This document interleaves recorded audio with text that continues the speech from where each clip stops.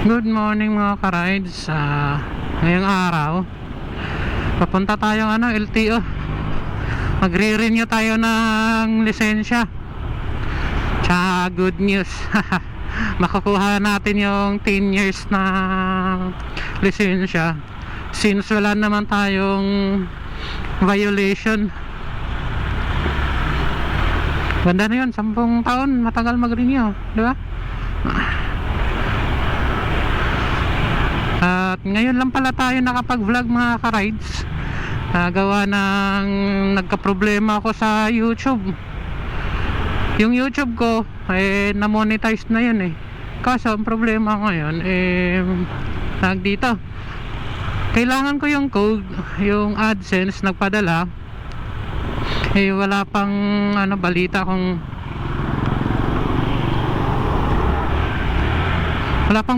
kung andun na. Kaya pagkatapos ko magpa-renew ng lisensya ngayon sa Marikina, diretso na akong Montalban. Kasi doon ko kasi in-address yung AdSense ko, dahil doon kasi yung permanent address ko hindi dito sa Pasig.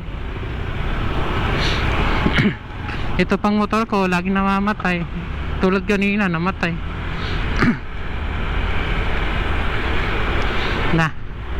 Hindi ko alam nito. Bagong engine refresh. Pero yun, nagkakaproblema pa rin. Kailangan ko siyang bombahan ng konti para hindi mamatay.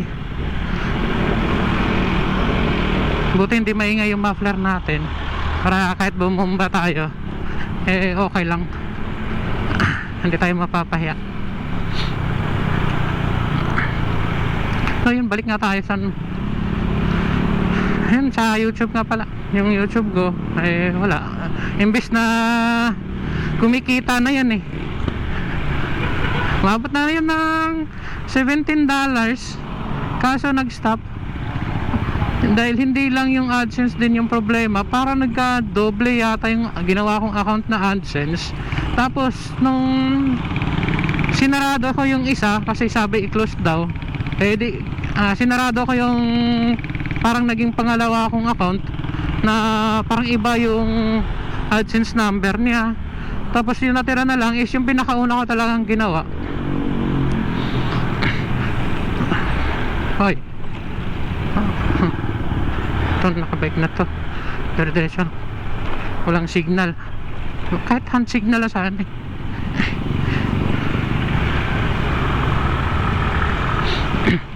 So yun nga, parang naging dalawa yung ginawa kong AdSense. Sinarado ko yung isa, at ngayon naglolo ko na yung Google AdSense ko, nagsara. Tapos yung nakalagay na note is naka-close daw kasi nakasarado daw yung AdSense ko. Pero naman, hindi naman nakasarado kasi nga ina-access ko pa Bali kapag nakasarado kasi kailangan mo siyang i-activate. Yun, hindi na kailangan kasi nakakabukas nga. Yung isa yung talaga yung sinara ko. Kaya ngayon, yung pag-asa ko is yung pin ng AdSense, kasi susubukan ko kung pag naglagay ako nun is maayos ba yun.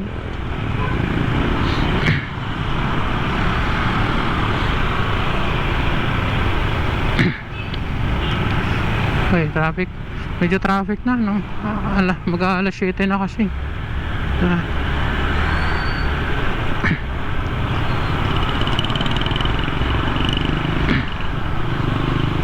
So, yung pala natin,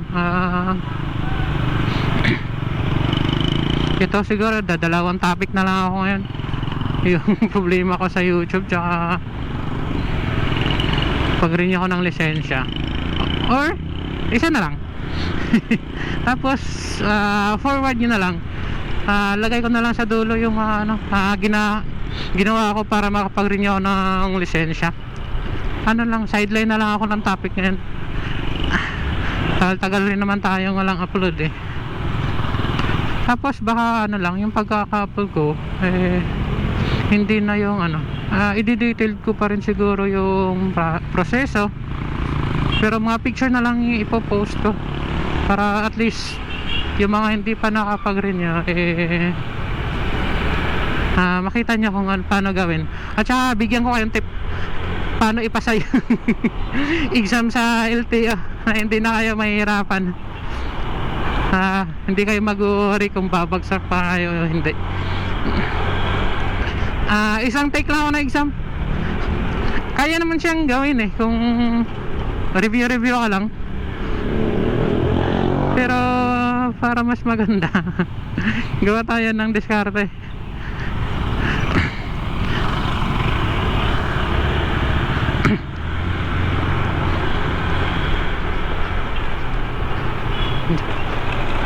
Sa Marikina pala ako magpapa-renew mga ka-rides.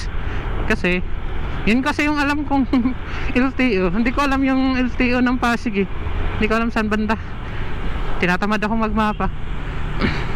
Kasi taga Montalban talaga ako. Yun yung doon ako nagre-renew ng motor dati. Ngayon sa lisensya doon pa rin. Hala, hindi pa ako nakapagpagas.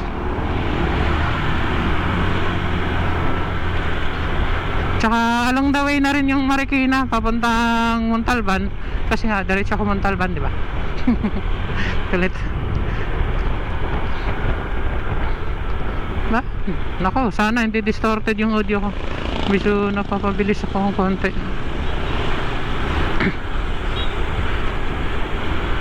So yung mga ka-rides, update na lang ulit ako mamaya.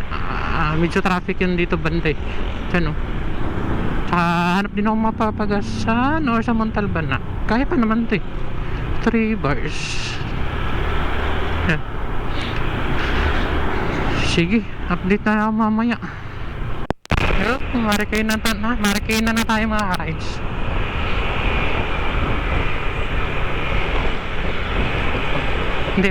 Hindi pa ganong traffic. Mamaya sobrang traffic na ito. Antik na. Saan ba kasi signal niya? Hazard naman pala Kuntikan is pare ko Kapagas pa ako para magkabarya. Kasi wala akong barya.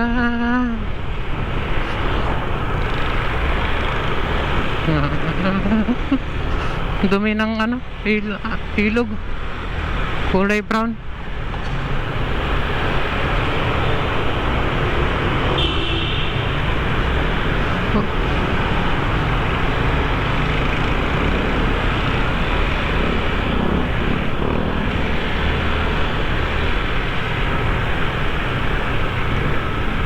Dito mga ka-rides bilihan ng mga sapatos.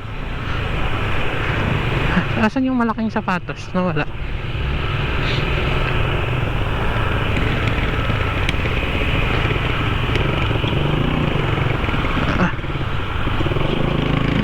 Yan.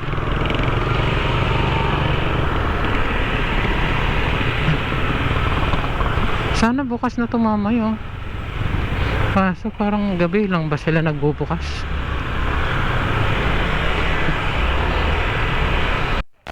Ay mga ka-rides, dito na tayo. So ayun mga ka-rides tapos na tayo magpa-medical. Mabilis naman pala medical dito. Tsaka pag pumunta kayo dito, marami naman nakailera mga medical. Importante lang pagpunta nyo dito naka-print, nakapag-exam na kayo dun sa CD sa portal. Papakita ko mamaya. O flash ko na lang dito sa screen. Tapos nito pipila na lang kayo pag nakakuha na kayo ng medical. Kaso mainit. Yung pila hindi pa pinapapasok tas nakabilad sa araw. So ayun mga ka-rides, tapos na tayo kumuha ng lisensya. Nakapag-renew na tayo. Pero ang masaklap wait lang, tatawid pa tayo. Ang masaklap, papel pa rin yung lisensya natin. At saka isa pang problema, tinatanong ko kung kailan ko babalikan yung plastic. Kasi babalik ko naman daw para kunin yung plastic. Ang problema, tinanong ko hindi nila alam kung kailan available. Tapos sabi, punta-puntahan ko na lang daw. Ano tayo, anak tayo ng presidente? Pwede tayong pumunta kagad doon. Eh syempre kailangan ko mag-leave sa trabaho para pumunta doon. Ang problema ngayon yan, ilang beses ako absent sa trabaho para makuha ko yung plastic, diba? Malay mo pagpunta ko dito eh wala pa rin yung plastic. Ay nako, sagwa. Okay lang naman sana na papel pa muna eh. Wala naman ako reklamo doon. Ang ano lang doon eh, dapat naman may communication o i-email man lang tayo para malaman natin kung kailan natin makukuha yung plastic na lisensya, diba? Tapos wala eh. Hirap magreklamo.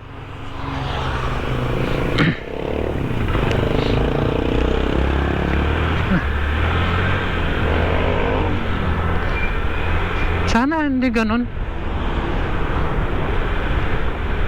Tutuwa na sana ako, 10 years yung nakuha kong lisensya.